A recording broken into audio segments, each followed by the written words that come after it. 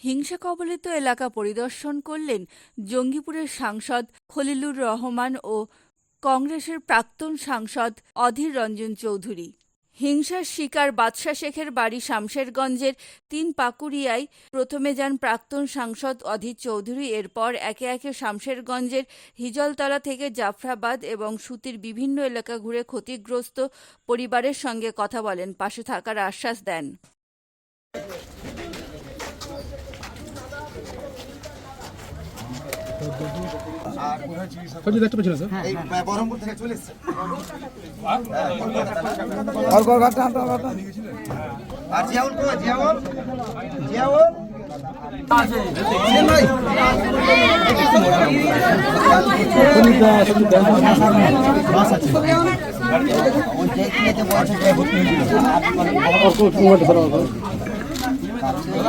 হিন্দু তেমন মুসলমান উভয়েই অবাক হচ্ছে যে জন্ম থেকে এই ধুলিয়ান এই শামশেরগঞ্জ এলাকায় যে ভ্রাতৃত্ব, যে মৈত্রী, যে সম্প্রীতির বাতাবরণে আমরা হিন্দু মুসলমান বড় হয়েছি, আজ তাদের মধ্যে এই বিরোধ কে তৈরি করল?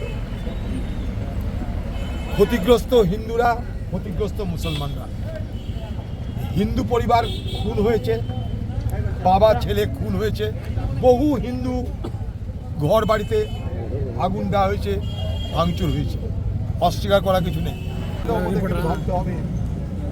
তা পশ্চিমবঙ্গের প্রশাসন নড়ে চড়ে বসুন, মানুষের মধ্যে বিশ্বাস ফিরিয়ে আনুন, হিন্দু এলাকায় বিশ্বাস ফিরিয়ে আনুন, মুসলমান এলাকায় বিশ্বাস ফিরিয়ে আনুন। আমি একটু আগে একটা গ্রামে গেছিলাম, সেটা মুসলমান একটা ওয়ার্ড, সেখানে গুলি খাওয়া ছেলে দেখলাম দুটো, পায়ে গুলি, 3 নম্বর ওয়ার্ডে পায়ে গুলি খেয়েছে, এখনো পর্যন্ত সেখানটায় দাগ হয়ে আছে, গুলির খোল দেখাচ্ছে আমাকে। বললাম তোমাদের চিকিৎসা নেই? বলছে হাসপাতালে যেতে ভয় লাগছে। তারা কিন্তু মুসলমান, তারা বলছে মানে হাসপাতালে যেতে ভয় লাগছে, আমরা কিছু করিনি, কোথা থেকে গুলি এলো তাও জানি না, আমাদের ছেলের পাপ ভেদ করে গুলি চলে গেছে।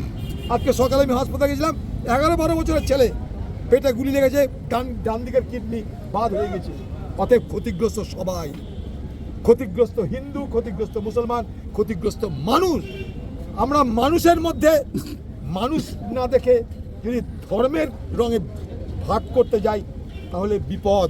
তাই মানুষের বিপদ হয়েছে, মানুষের ক্ষতি হয়েছে, মানুষ আক্রান্ত হয়েছে, মানুষের সময় ভালো যাচ্ছে না। সেই জায়গায় দাঁড়িয়ে এই শামশেরগঞ্জের আপামর মানুষের কাছে, মুর্শিদাবাদের মানুষের কাছে আমার হাত জোর করে অনুরোধ, আমরা এই জেলায় রাজনীতি করেছি, বড় হয়েছি, ব্রাহ্মণ সন্তান প্রণব মুখার্জিকে এই ধুলিয়ানের মানুষ ভোট দিয়ে এমপি করেছিল। তারা মুসলমান এমপিকে হারিয়ে ব্রাহ্মণ সন্তান প্রণব মুখার্জিকে এমপি করেছিল। সেই ধুলিয়ানের মাটিতে দাঁড়িয়ে আমি বলছি, আমি বিশ্বাস করি না শামশেরগঞ্জবাসী, আমি বিশ্বাস করি না মুর্শিদাবাদের মানুষ সাম্প্রদায়িক হয়ে গেছে, আমি বিশ্বাস করতে পারবো না, আমি বিশ্বাস করি না, আমি বিশ্বাস করি না, আমি বিশ্বাস করি না। কংগ্রেস নেতা এলাকা ছাড়তে জাফরাবাদে যেখানে 2 মৃৎশিল্পী বাবা হরগোবিন্দ দাস ও ছেলে চন্দন দাসকে নৃশংসভাবে বাড়ি থেকে জোর করে নিয়ে গিয়ে কুপিয়ে খুন করে, সেখানে দলীয় নেতা কর্মীদের নিয়ে যান জঙ্গিপুরের সাংসদ খলিলুর রহমান। তিনিও পাশে থাকার আশ্বাস দেওয়ার পাশাপাশি শান্তি সম্প্রীতির পরিবেশ ফেরানোর আবেদন জানান।